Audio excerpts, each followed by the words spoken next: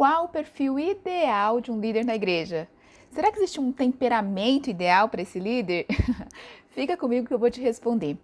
Alguns dias eu coloquei aqui no Stories uma pesquisa, uma enquete, para escutar de vocês, que são líderes e também liderados, qual é a percepção de vocês, qual é um perfil mais adequado, que características um líder precisa ter para liderar bem na igreja. E hoje eu vim contar para vocês aqui o resultado da enquete e fazer algumas considerações para vocês saberem, para nós sabermos e pensarmos juntos se o que esperamos dos nossos líderes está de uma forma adequada para o que é necessário na igreja e também se temos sido realistas conosco mesmo e com os nossos líderes, já que nós também lideramos. Então vamos lá. A primeira pergunta que eu fiz foi a seguinte: pensando no perfil de um líder, nas atitudes que esse líder precisa entregar, né, ter na igreja, você prefere um líder que comunica e se relaciona com as pessoas ou um líder que busca mais resultados, a conversão, o avanço, né, da igreja? Olha só o que ficou aqui da maior parte das pessoas, 94% preferem o líder que se comunica e relaciona com as pessoas, ao invés daquele líder que pensa no avanço, na conversão, que vai para além, né? Os resultados mesmo da igreja. Inclusive resultado como crescimento emocional, espiritual, né? A gente não pensa muito nisso como resultado na igreja, né? Mas deveríamos pensar. Resultado é aquilo que a gente busca, né? E olha só que interessante, gente. Quando a gente pensa nesse líder que comunica e se relaciona com pessoas, faz muito sentido. Porque sim, o líder, inclusive o pastor, ele tem que ter essa habilidade de se conectar com pessoas. Pessoas é a matéria-prima, né? Da nossa vida, do nosso trabalho, de tudo que nós fazemos. A Sussu tá aqui. Tudo que nós fazemos. Mas tem um ponto aí que eu quero trazer para vocês como uma provocação. Quando a gente está bem focado, inclusive nós como líderes estamos bem focados em nos comunicar, relacionar, que é bem importante, mas nós estamos sempre voltados para essa comunhão, a gente pode corre o risco de perder a perspectiva de avançar, de sair e buscar esses resultados. Por que é que afinal nós estamos aqui? É só para termos um lugar quentinho, aconchegante de relacionamento, em que tem a festa da pizza, do milho, o encontro de mulheres, enfim. E a gente esquece do propósito que é crescer espiritualmente, emocionalmente e também trazer novas pessoas a anunciar o evangelho. A gente pode perder essa perspectiva. Isso acontece aí na sua igreja? Não é muito difícil, viu, disso acontecer quando a gente está focado na comunhão, na comunicação e no relacionamento. Outra pergunta que eu trouxe para vocês. Você prefere um líder que tem uma flexibilidade para mudar a forma e manter a essência? Ou um líder que prefere da estabilidade, que prefere manter as coisas como estão? Novamente, uma maioria de 94% das pessoas preferem um líder com flexibilidade para as mudanças, mantendo a essência, né, que seja bíblico, obviamente.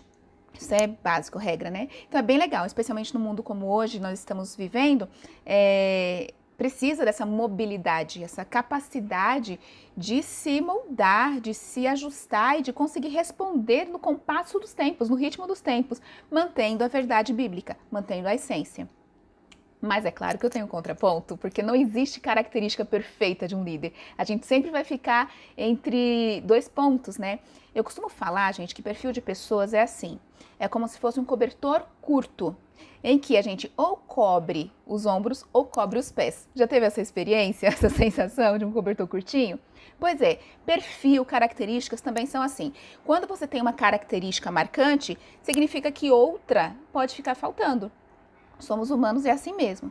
Então, se eu tenho um líder que tenha essa flexibilidade, que consiga se adaptar e trazer novidades, corro o risco de também querer mudar tudo muito rápido, de não me contentar tão facilmente com o que já está posto. Às vezes, o tédio, a mesmice também faz parte, porque a gente precisa estruturar, precisa criar um pouco de raiz, até as nossas tradições, né? A forma que nos dá identidade, a cultura. Você não pode atropelar essas coisas só pelas mudanças. Isso precisa ser considerado na mudança, percebe? Então, fica aí também essa reflexão para você. Até aqui tá fazendo sentido? Então já dá aqui o seu like, já compartilha também com mais líderes e com mais liderados para saber o que a gente pode esperar ou não dos nossos líderes e a gente se preparar, né? Tá bem também para poder liderar as pessoas. Próxima pergunta, vamos lá. São 4, eu estou agora na terceira. Você prefere um líder que responde rápido e já se posiciona naquilo que precisa ser decidido, ou nas suas opiniões, nas suas convicções, ou um líder que pensa bastante e pondera mais? O que você acha? Essa daqui, nós tivemos 76% das pessoas preferindo um líder que pensa bastante e pondera mais. Ou seja, existe uma expectativa, um senso comum de que é melhor que um líder pondere mais, reflita mais e que ele tenha um tempo, né? Ele seja um pouco mais lento para poder dar as respostas. Qual aqui é o meu contraponto? Eu quero trazer especialmente considerando a questão anterior. Vejam só, se a gente está falando de um líder que tem, preferivelmente, flexibilidade para mudança, que ele seja um pouco mais dinâmico, a neném chegou, um pouco mais dinâmico, mais fácil mesmo, né, para acompanhar as coisas e trazer novidades, inovação. Por outro lado, a gente quer um líder que pondere mais, que ele seja mais, que ele tenha mais tempo de pensamento. Mas pensa comigo, gente, quando a gente fala de perfil, lembra o cobertor curto? Olha como as nossas expectativas podem colocar uma pressão a mais nos nossos líderes que não são realistas, né? A pessoa que geralmente tem um perfil de inovação, de flexibilidade, de ir para fora, avanços até, geralmente ela não é aquela pessoa que tem uma introspecção para ponderar, para pensar, para refletir. São perfis quase que opostos.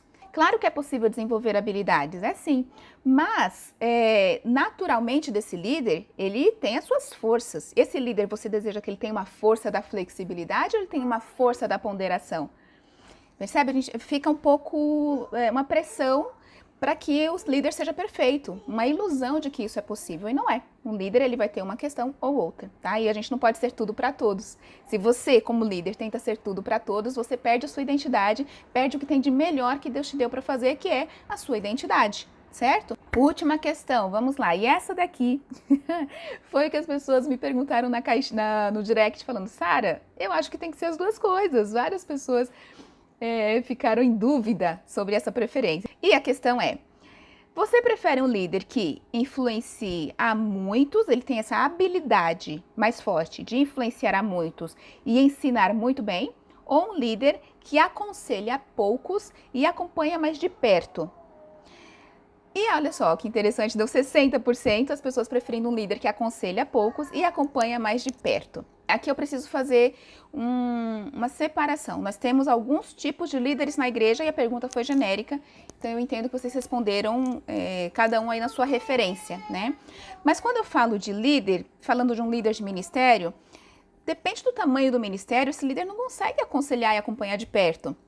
Se a gente fala então de um pastor de igreja, de um líder, um pastor presidente, por exemplo, de igreja, aí é que ele não consegue mesmo acompanhar de perto a congregação. Não necessariamente ele vai aprofundar como um discipulador faria. Onde está o problema aqui? É quando a gente espera de um líder de muitos que ele assuma a função, as tarefas que são possíveis para um líder de poucos, tá? Cada um tem a sua função e o seu papel. Bom, postos então essas considerações com essas características dos líderes, eu vou trazer então para vocês qual é o temperamento que mais se encaixa, o que mais se aproxima dessas características que vocês trouxeram. Lembrando que não necessariamente é um líder ideal. Eu trouxe essa palavra aqui para a gente até desmistificar um pouco isso, né? A gente espera um ideal do líder e que ele tenha até um temperamento ideal, mas não é verdade. Qualquer pessoa, qualquer temperamento pode liderar, desde que ele esteja comprometido, primeiro, no caso da igreja, com a palavra, com as pessoas e também comprometido com o próprio crescimento, tá? Então, se você tem um temperamento X, A, B, enfim, se você quiser crescer no seu temperamento e amadurecer, você pode liderar. Mas agora, sem mais delongas, o temperamento que mais se assemelha aqui é o do fleumático. Por que que esse fleumático ele se adere melhor ao perfil do que vocês responderam, não necessariamente do líder real da igreja? Porque ele é aquele que tem uma capacidade de relacionamentos profundos, ele gosta de estar com poucas pessoas, ele é mais do aconselhamento, de escutar, ele se relaciona de uma forma mais estável ao longo do tempo, também é mais zeloso com os processos, com estar ali no dia a dia da coisa toda, né? Fazendo a roda girar, sabe? Ele é muito bom em fazer a roda girar quando as coisas já estão postas. Por outro lado, O fleumático não é aquele, já que ele é daquele que faz a roda girar, não é aquele que traz a grande inovação. Geralmente os fleumáticos não gostam de mudanças, eles não gostam de uma multidão, de influenciar a muitos, ele gosta mais de estar perto daqueles poucos mesmo. Quem mais tinha das características? Ele também não é de responder rápido. Ele primeiro pondera, ele primeiro reflete, para depois ele falar de uma forma um pouco mais acertada. Não é de ficar falando pelos cotovelos, como o sanguíneo, por exemplo. Então, aquele que vai dar o estudo aprofundado da palavra, o fleumático é ótimo para isso. Fleumáticos, melancólicos são ótimos para isso. Mas para falar aquele discurso inflamado, que inspira, que eleva de uma forma contundente, geralmente não é um fleumático. Tá? Então, olha aí também as expectativas. Eu queria tanto que o meu líder fosse mais entusiasmado. Se você quer um líder que seja mais de relacionamento próximo, que tenha esse perfil mais fleumático, você não vai querer outra coisa, porque ele não pode ser completo em tudo, né? Não é perfeito. Entende essa diferença, gente? Qual foi o objetivo aqui de eu fazer essa enquete e também de trazer esse vídeo para vocês?